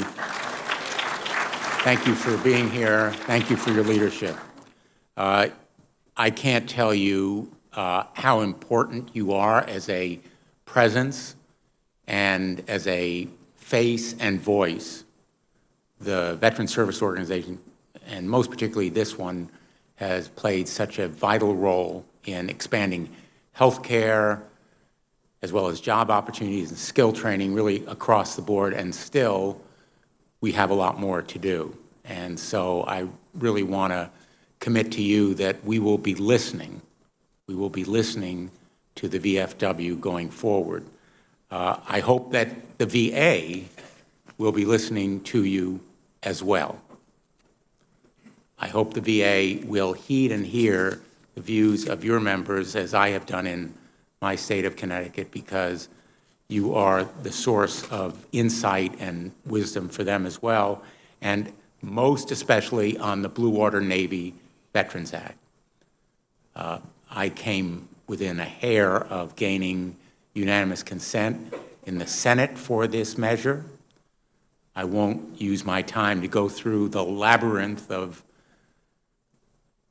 delay and obstacles that we almost overcame, but now we have the opportunity not just through legislation, but through the VA declining to take an appeal.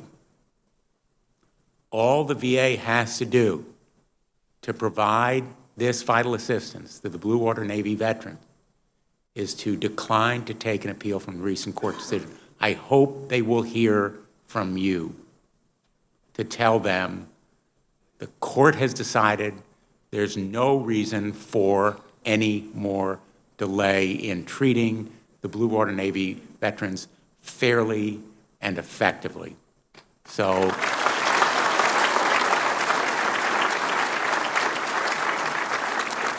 likewise, on other kinds of legislation where toxic substances on the battlefield, whether it's the Fairness for Korean DMZ Veterans Act, the Agent Orange Exposure Fairness Act, which I did as a result of one of my constituents, Jerry Wright, championing this measure right across the country with Sprayed and Betrayed on the back of his motorcycle.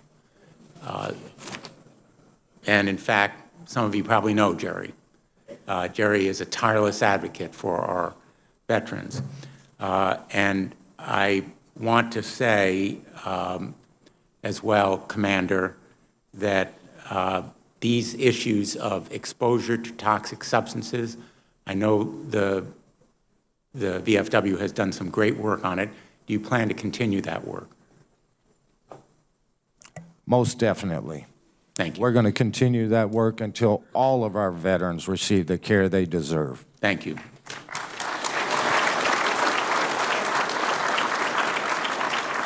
On the VA access standards for private health care, I am really delighted and grateful that Chairman Isaacson has said to us today that there will be a hearing on the VA's implementation of the Mission Act. I hope you agree that congressional oversight is necessary before the final publications of regulations for the Mission Act. I hope we have your agreement on that. You do. Thank you, sir. Let me say, finally, the President yesterday, I'm sure it's been observed before, has established a task force on veteran suicide. I welcome that action, but I hope also that the VA will commit to using the funds that have been appropriated for veteran suicide and outreach to veterans who may be at risk of suicide so they can be brought into the system and that they can be provided with the excellent care that's available for them. So I hope that the VFW will support our efforts to require the VA to use the existing money for greater outreach. Yes, sir. I also agree. The executive order is going in the direction we're looking for. I believe it's going to take a collaborative effort on all of our part if we have any hope of putting an end to veteran suicide. And definitely we need to ensure the funding's available for those programs and the outreach and counseling that the veterans need for that. Thank you very much. Thank you, Commander. Thank you to your excellent team. And thank you for being here today. Thank you, Mr. Chairman. Yeah, thank you, Senator Blumenthal. Congressman Banks. Thank you to the ranking member and Chairman Takano. It's great to be with you, Commander. To the VFW team, as a proud member of the VFW myself, I'm reminded how important of an investment that I make every year when I pay my dues when I see you. This has been a good week for veterans, right? From the President's executive order that the Senator just talked about to what happened in the House yesterday, passing the Burn Pit Registry Enhancement Act that will impact veterans from the war in Afghanistan like myself, other veterans who are here in the room today. That is a piece of legislation that passed with broad bipartisan support in the House that we need to see passed through the Senate as well. None of that is possible without your work and your activism on Capitol Hill. So that's why I'm proud to welcome all of you here today. I understand we have a number of Hoosier veterans in the room. If you would stand, it would be great to see your faces. I appreciate your leadership at the state level, and every time you come and visit me. Rich Mrazinski, Eric Billman, Michael Sims, Greg Baker, Troy King, Corey Mahan, thank you very much. God bless you for the work that you do for our Hoosier veterans and our veterans nationwide. I'll be brief and end with that, but again, we can't do our job in advocating as effectively as possible for veterans without your support, and the VFW is second to none in your activism, and we appreciate all that you do. Thank you and have a great day. I yield back. Thank you, Congressman. Senator Blackburn.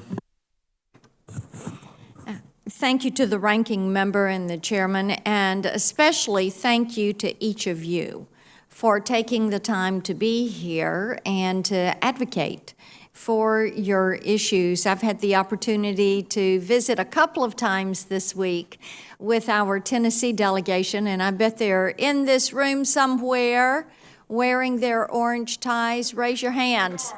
There you go. I told ya. You know, we're ready for some UT basketball, aren't we? We're going to win. But I do want to say thank you for your service, and I know that I don't stand alone in saying our hope is that the service we give the country honors the service that you have given. And we appreciate more than you know what you have done. We are focused on your issues and know them well. The burn pit registry, we've discussed this with some of our Tennesseans, making certain that we deal with the Blue Water Navy issues, the concerns that are there, the women's health issues for our women's veterans, looking at the contribution of our spouses, making certain that we deal with the issues that affect our spouses and widows of our veterans. And of course, as we've mentioned already, the mental health issues. I want you to know, too, that we're going to continue to work on access to health and health care. On this past Friday, I had the opportunity to go to the Gallatin, Tennessee Veterans Clinic that was opening. And I have 4 veterans that are members of our team. 3 of them were with me for that clinic. And I appreciated so much that this is a whole of life clinic, one of the new models of clinics that are opening that deal with every specter of health care that you all need, and it's all right there in one place. And Commander, during that visit, as we opened that clinic, there was a lot of talk about expanding the Mission Act and allowing a veteran to take their card and go to a clinic in their home community for primary care and to be able to get that and then come to a specialized clinic for specialized care, but utilizing telemedicine and digital imaging and some of these healthcare technology advancements that we have had. And I would love to hear from you just a second, your thought very quickly on what you would like to see us do to expand the Mission Act and to expand those choice and options for our veterans. The veteran must always have the choice when it comes to health care. Veterans should always receive high-quality health care in a timely manner.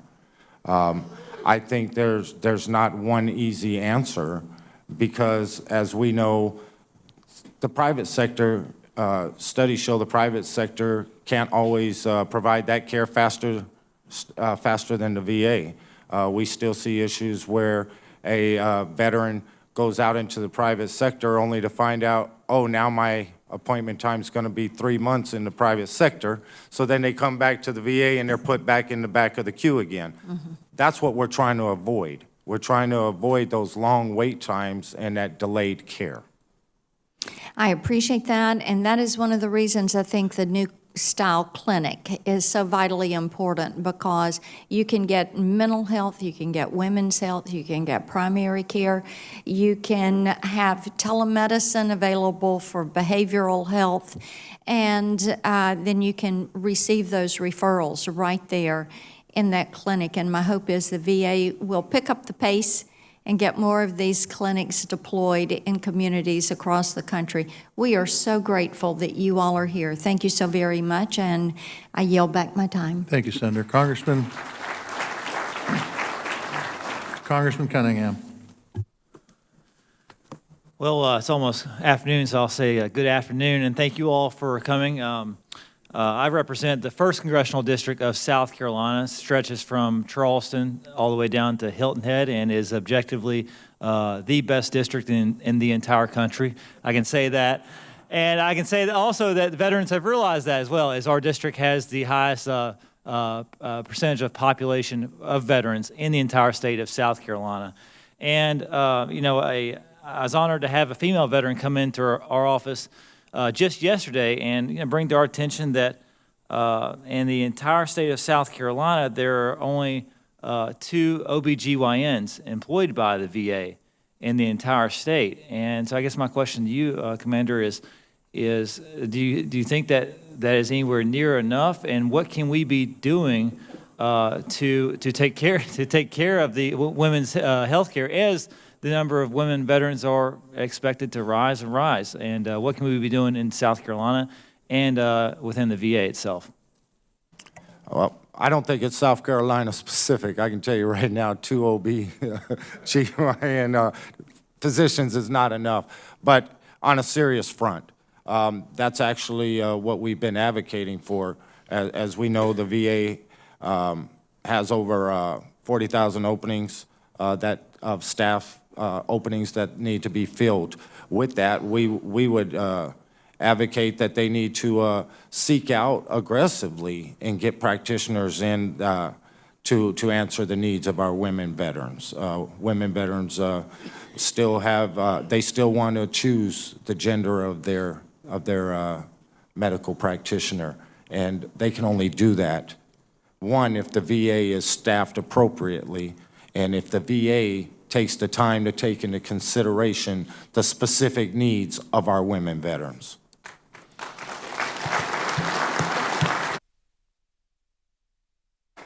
I appreciate that. And can you give any other advice or guidance as to what VA can be doing to do a better job of recruiting, retaining, and expanding that practice for future?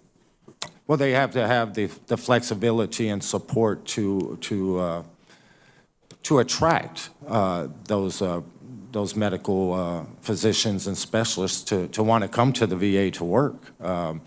But the VA can't do that if their hands are tied. They need to be able to offer incentives or whatever they need to do to get folks to want to come work for them. I appreciate it, Commander. Thank you for your time. Thank you, each and every one of you, for your service as well. Thank you, Congressman. Thank you. Well, we've come to the most entertaining part of this hearing because since Johnny gave me the gavel, I'm going to call on Senator Sullivan first, followed immediately by Senator Tillis, regardless if a Democrat comes in or not, simply because we can talk about the metrics of how many veterans are in each one of these guys' states. So, Senator Sullivan, you have the floor. Mr. Chairman, and I appreciate that, and I'm glad you previewed a little bit of my comments. I do want to just do a quick shout out and ask for my fellow veterans from Alaska. If you're here, can you please stand? How about a round of applause for them? All right, so there we go.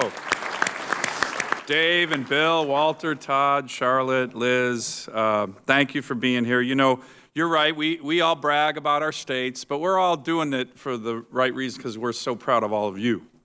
I mean, you know, there's a lot of talk about the 1% in America. I like to say this is the actual less than 1% of America, the less than 1% who have the courage to raise their right hand to support and defend the Constitution and possibly die for their country. So how about a round of applause for the real 1%?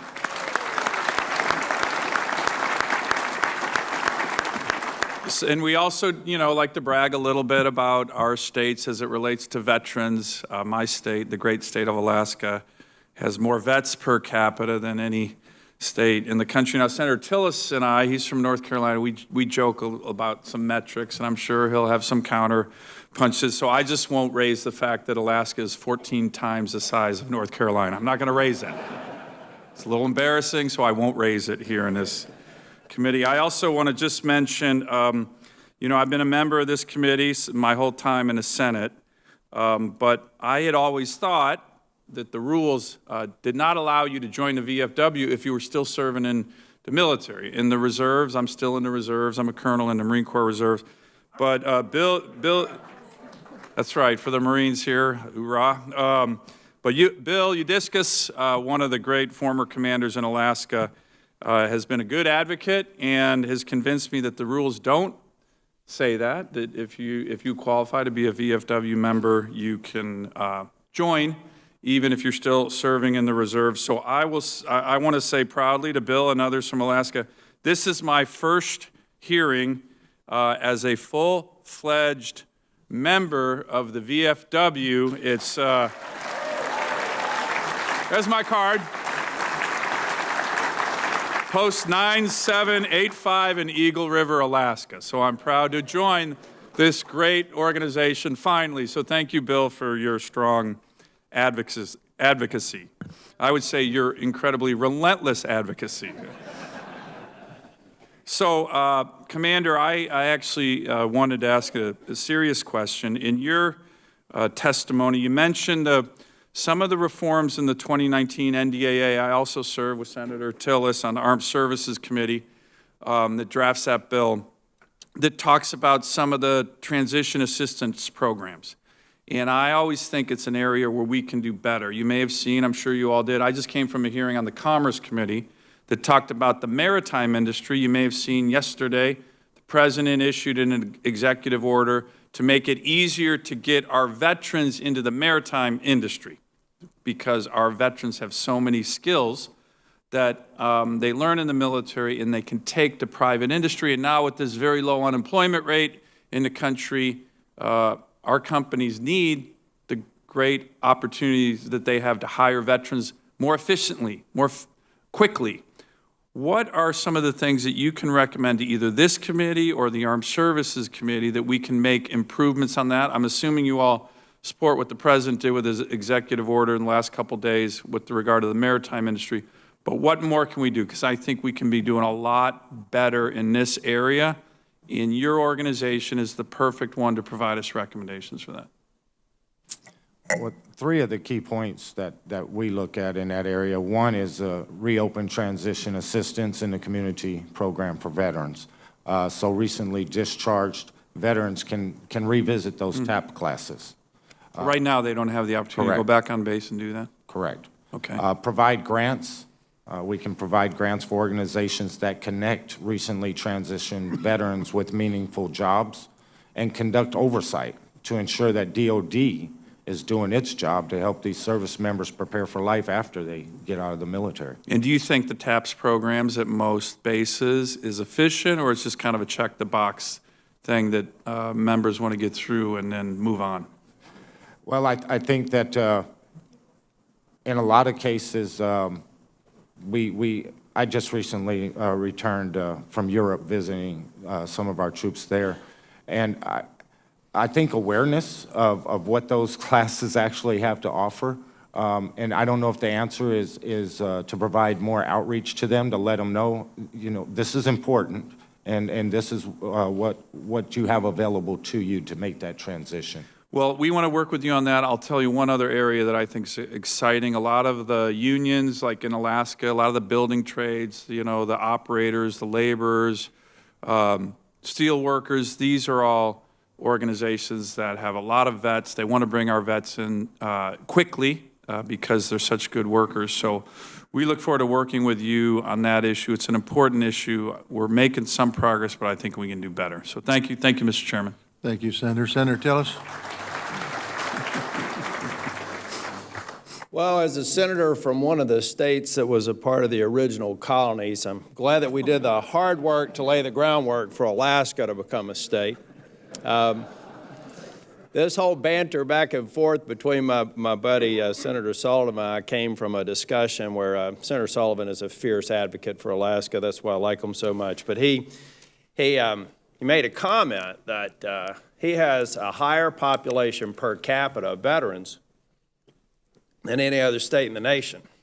That's true. And I told Dan, I got more veterans than you got people. Which is also true. That's true, too. But the reason I say that, I mean, on the one hand, it's just fun to banter between two buddies, but on the other hand, it also demonstrates the diverse nature of the challenge that we have. You know, a state like North Carolina that you rightfully tell me is several times smaller than North Carolina with these number of veterans and urban centers, different provider networks, have very different approaches to providing quality care and access than Alaska. And so we have to, as we implement the Mission Act and as we implement tweaks to it, we need to make sure that we don't come across with this concept that it's a one-size-fits-all approach. We also need to make sure that we are doing a better job of working with the states to overcome some of the hurdles that are in part limits of state policy on health care. Telemedicine across state lines, those sorts of things, where we've got to provide an incentive for the states to get engaged to provide a better standard of care. There's no reason if someone in Alaska needs help and it's a service that can be provided through telemedicine, let's just find a professional somewhere in this great country that can provide them that telemedicine. So we need to just continue to hone and provide, I think, some reasonable solutions to some kinks that we're going to have in the Mission Act. One other thing I'll tell you in terms of attracting talent to the VA is we need to make sure we send a very clear message that we've got some kinks to work out, but it's a good system. The brick and mortar presence is critically important. I don't believe there's anybody in Congress who seriously thinks that we should just completely privatize and leave for the private sector to serve our veterans. It would be wrong because you'd be walking away from an extraordinary health care and institution that's dedicated to veterans. So what we need to do is make sure that while we rightfully point to things that need to get better, we also point out there's a lot of hardworking people in these VA healthcare facilities. About half of them are veterans themselves. They care about the care that they're giving to people, and it's an honorable profession that we just need more people. We need more doctors, more nurses, more therapists, more people coming into these facilities so that we can eliminate the wait times and all the other challenges. In my remaining time, Commander, I happen to have the privilege of being on the Veterans Committee, but I'm also the chair of the Personnel Subcommittee in Senate Armed Services, so TAP is right in my lane. And I think that one thing that we are going to do, I've spoken with the committee staff, is that we really do need the veterans' perspective on how better to prepare someone to transition to veteran status. And I do believe that in some cases it's a check the box, in some cases it's a one-size-fits-all. You know, somebody as old as him going through TAP is going to have a different set of needs than some 20-year-old. So we've got to figure out how to tailor and identify ways that we're really beginning to focus on the likely challenges and opportunities someone's going to have based on the skills that they've gained while they served and the challenges that they're going to have when they transfer or when they ultimately transition into veteran status. So we need a lot of feedback on how to do that better, particularly going into the NDA and going into this Congress. Suggestions that you all could provide us would be very helpful. Suggestions that you can provide us for employment, which again, in many instances, is going to be taking some of the skills that someone's gained and either in active duty, reserves, National Guard. I guess in the case of reserves, National Guard, they have occupations, but others may be able to take skills that they've learned while they're serving that should translate into certifications and jobs that right now are a little bit difficult. Again, most of those are the purview of the state. We can provide some incentive for states to enter compacts so that it's easier for someone with medical experience to move into a nursing field or a CDL driver's license or any number of skill sets that they're prepared for in their service, and that we should find a way to get them employed and make them productive in their post-service life. So I'm here to thank you all, and I'm also here, ranking member and chairman. I'd like to make one suggestion. I don't know if they're here, but this morning when I was walking in, it was cold. And I happened to see two gentlemen waiting in line. I went up and said, you here for the hearing? Yes. You a veteran? Yeah. You cold? Yeah. I said, you want to skip line? Yeah. So I brought them in. If we're going to continue to, and there they are. So, and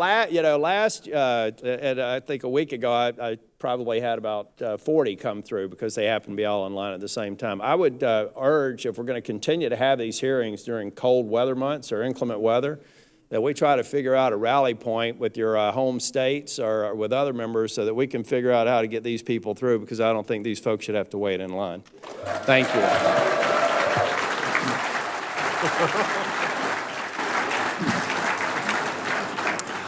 Thank you, Senator Tillerson. I agree, although when I came walking up this morning, all the folks from Montana had their coats off because it's so damn warm here. Tell me about it. Look, being the last one, everything's been said, but not everybody said it, so it's my turn. I just want to thank you for being here, Commander Lawrence. I also want to echo what was said earlier about Bob and Carlos. They're top flight guys. They do a great job for the VFW here in Washington, D.C., making sure that you guys' voices are being heard. I also want to thank you, Commander, for what you're doing to destigmatize mental health. This is a huge issue in this country. It's already been pointed out. It's both in the civilian sector and with our veterans. The key is that the VA is going to be the one that figures out the solution. And with your help and with our help and everybody else, I think it requires a team of folks to get their arms around this. But I want to thank you for your leadership on this issue. It's an important one. It's one we got to get our arms around because it ain't getting any better. And then I just want, and there's some folks from Montana here, and I want to describe a situation because they'll back me up on this, where you go to the VA and you go get an appointment and say you got a shoulder problem and they don't have the kind of person they need, they ship you in the private sector. That's what the missing action's for. What's happening in Montana right now, because we don't have our positions filled, is a veteran will call in and before they even schedule them for the VA, they pump them into the private sector. Nobody up here wants privatization, but that's de facto privatization. We can't allow that to happen. The VA is the largest healthcare system in this country. The folks I talk to that are veterans want that VA there. It's there. And I've said this before, we can outsource the service, but we can't outsource the responsibility. So I appreciate in your testimony talking about exactly that, Commander. I have a couple questions here, and that is do you believe that your members prefer health care from the VA? Yes, sir, I do. Okay. Do you believe that community providers should be held to the same standard as the VA providers? Yes, sir, I do. So would the VA support an expansion of care into the community or more convenient access if it meant reduction in quality or timeliness? There should never be a reduction in quality or timeliness when it comes to serving our nation's veterans. Amen, brother.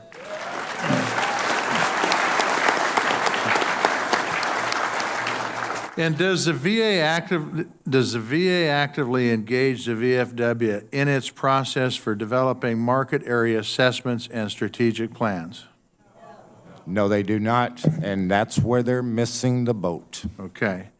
And so that's right on. And so I think you've already said this, but I want to repeat it. Was your organization consulted on the VA's development of proposed wait time and drive time standards? No, sir, they were not. Okay. And if you would have been consulted, would you have had input? We would have a whole lot of input.